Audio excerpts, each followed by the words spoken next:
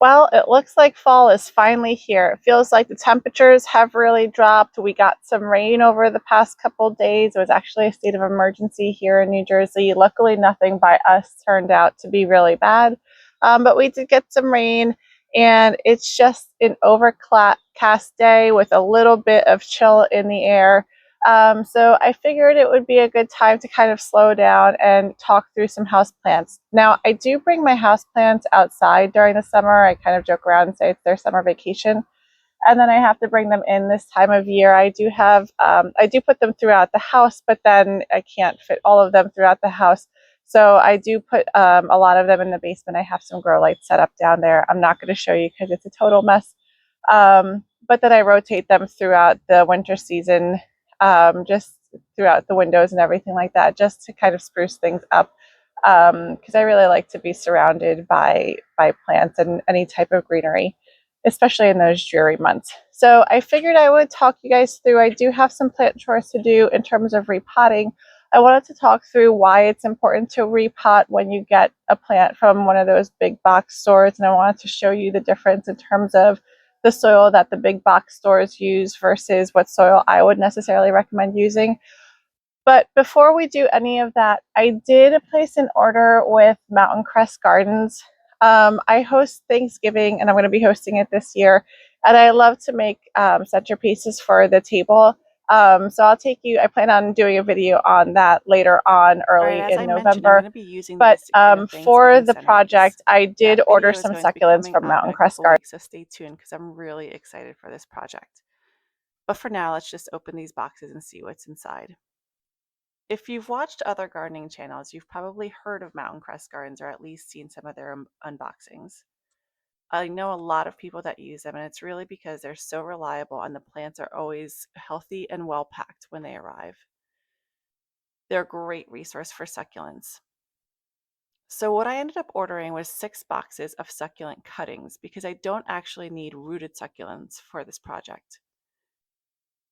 And everything just looks really, really great. I can't wait to get this project going.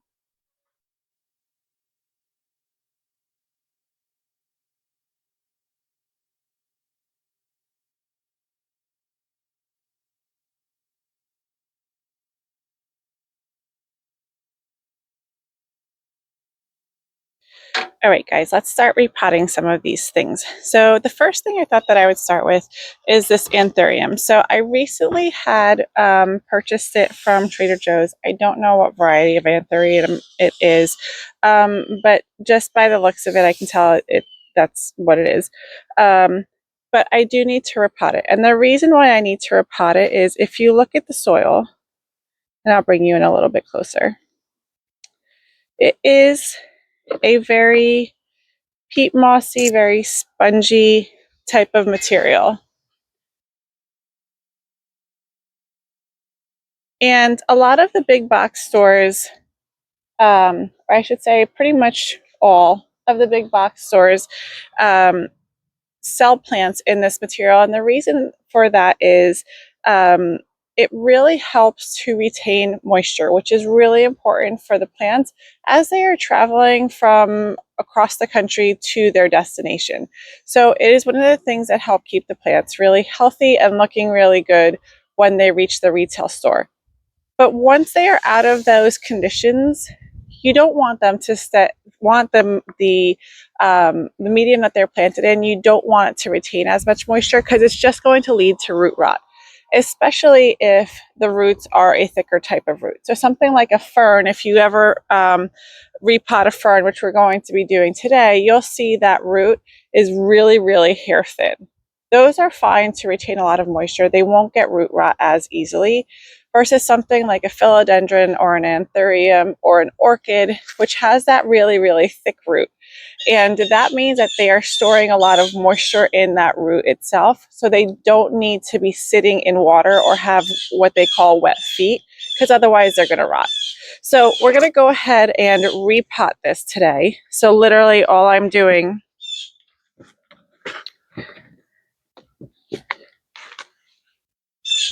is just removing it, and I'm going to remove as much of the soil as I can. And it's funny because even as I'm feeling it now, the top of the soil, I don't know if you can tell from there, maybe I'll try to get a little bit closer. The top of the soil is really, really dry, but the bottom is holding on to all that moisture. I can feel it with my hand. It's very, very soggy. So if I brought this inside, it would not be good. We don't have a lot of wind in our house, fortunately, so it wouldn't really dry out the soil as quickly as it would outside. Plus, in addition to it, it was in a plastic pot, which holds the moisture in. If it was in a terracotta pot, which is very, very porous, it would help to dry it out a little bit more, but that wouldn't be the case here. So I don't really want to rip the roots, but I do.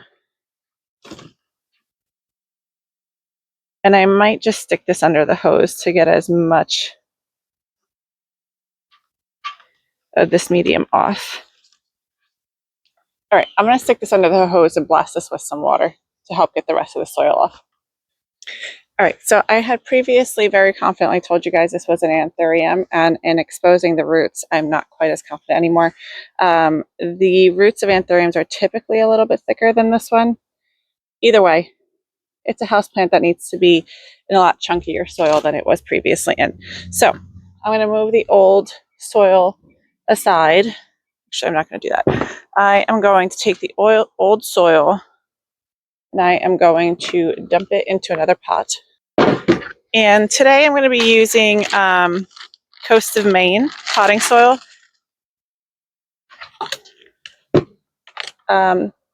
It's one of their chunkier mixes, and a brand that I really trust. I tend to navigate between Coast of Maine and Espoma.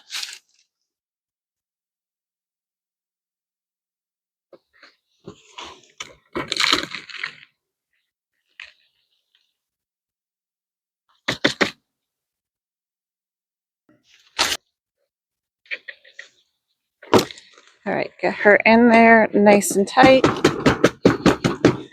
Give her a little shimmy to make sure that there's no air bubbles. Make sure she's nice and straight.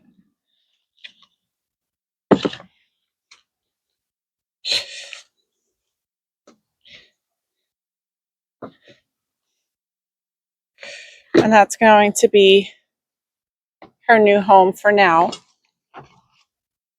We just have to give her a drink of water. By the way, gloves are advised for this project. Clearly, I didn't use them. All right, three other ones that I wanted to show you. Let's do the fern. So here is the one that I was telling you that their root system is really, really fine. So let me zoom in for you. So hopefully you can see that, but that is very, very, very fine roots. So like, you can barely see. So they like to be kept more on the moist side. So I'm going to be using the same Coast of Maine potting soil. The only difference is this one I'm not going to let dry out as much as I would something like a philodendron or an anthurium. But the roots of this one were coming out the bottom of the pot, and I just found myself watering it at least once a day, sometimes twice a day, because of how dry it was getting. And so to me, that's a good sign that it's time to upsize. So that's that for the fern. All right, let's do the agave next. So this is an agave that I had picked up at a local garden center, and she has given me some pups. So there's one there, there's one there, and there's one starting to sprout. Can you see that? Right there. So what I'm going to do is the two bigger ones on the side. I want to give her some breathing room. Oh, and this one also needs to probably be potted because there are quite a bit of roots here. So literally all I'm going to do is these two larger pups that are coming off the side. I'm going to take it and break it off. Oh, and now I've exposed another little pup that's coming up. And that's it.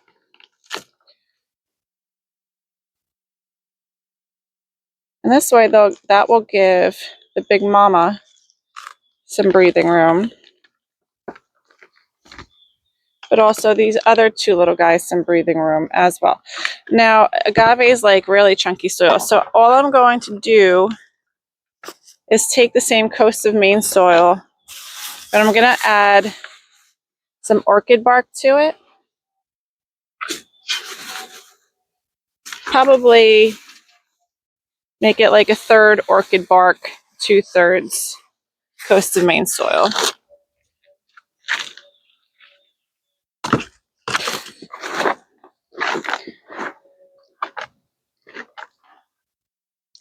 And I actually think what I'm going to do is I'm going to stick the mom. That's a really big pot. Let me see if I have something that's in between that size. But I'm going to stick the pups in here. So let me show you what the soil now looks like with orchid bark mixed in. So nice and chunky.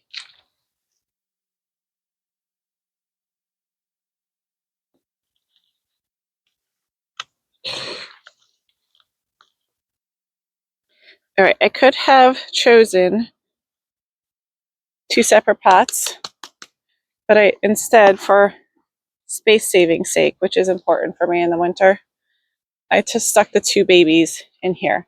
Now I'm gonna go look for a pot for the big guy.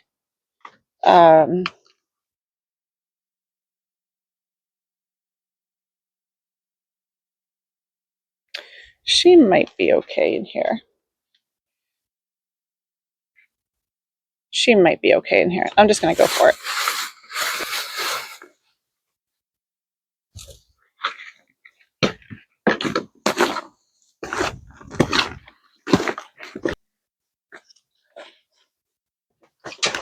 Make sure that she's nice and secure in the pot.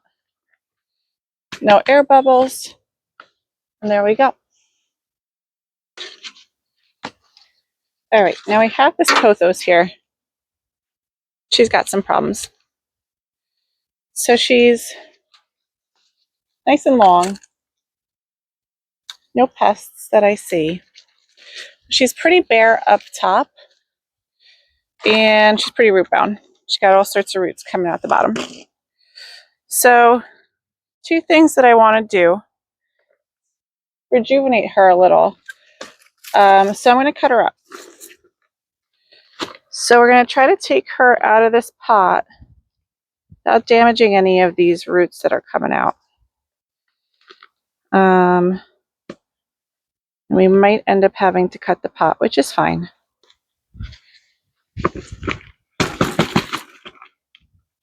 All right. Shimmy her out. Yeah. It's pretty root bound. All right. So to give her a rejuvenation prune, what I'm going to do is start cutting her up. So let me move you in a little bit closer for this. All right, so here she is. You can see how root bound she was. So the way that you want to properly cut her up is between each of these sections is called a node. So either a leaf or a root is going to form from there. So you can even see these little nubs. Those are the start of a root, but then they never actually turn into a root because they weren't touching dirt, right? So what we're going to do is cut in between those And each one we're going to stick it to the ground, and that's going to form a new shoot. So for example, this one I am going to cut right here. There's no exact science to this. I'm going to cut right here, and it's going to start, because I've cut it, the plant now wants to stay alive, right? And it's not going to stay alive because it doesn't have a lot of energy sources. There's no leaves on it, so it's not going to pick up the sun very easily to photosynthesize. So it's going to activate these other nodes and start pushing leaves from them so that it can stay alive. Now this one that fell,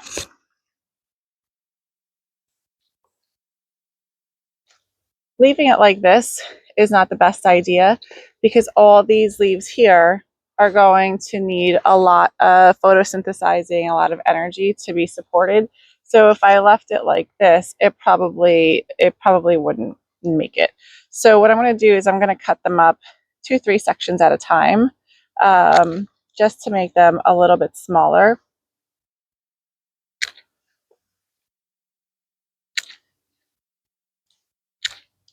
And then I'll probably just leave one leaf on it. So like that, and like that.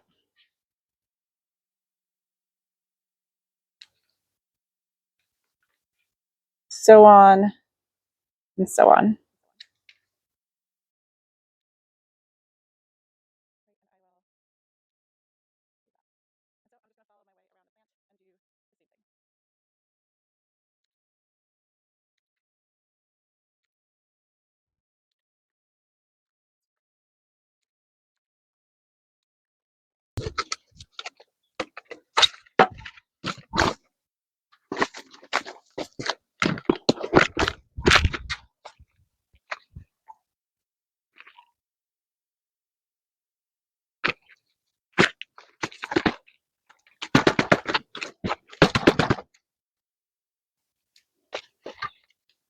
Now, if you guys are like, Monica, I'm really not comfortable cutting up my plant because I don't really know what I'm doing, the other thing that you guys can do is leave it on the plant, but then wrap it around so that these little nodes that you see are touching the soil. And that will force them to shoot roots into the ground and to bring out new shoots. And then if you want, you can always cut them after that because it's already rooted, and put them into a separate pot, put them into the same pot. So literally all I'm doing is wrapping it around and making sure that those little air roots or nodes are touching the soil. And now sometimes you can put a rock on here. You can hold it down with a hairpin, whatever it may be, a landscape staple, whatever. But you just want to make sure that you keep it watered. Put a little extra dirt on it just to keep it stable. And that's it. Now we'll plant the cuttings and stay in there. Now for space saving sake, this had a lot of area between the two nodes. I am just cutting it a little bit more because if you leave all that space, the chances of that rotting are a lot greater.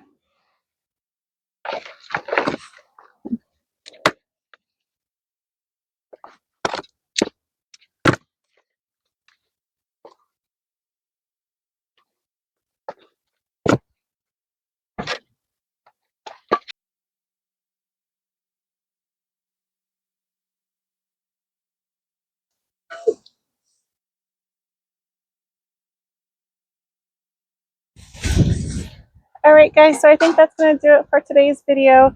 Hope you guys learned a few tricks, or if not, if this is all stuff that you already know, hopefully it gave you some motivation to do some plant care around the house.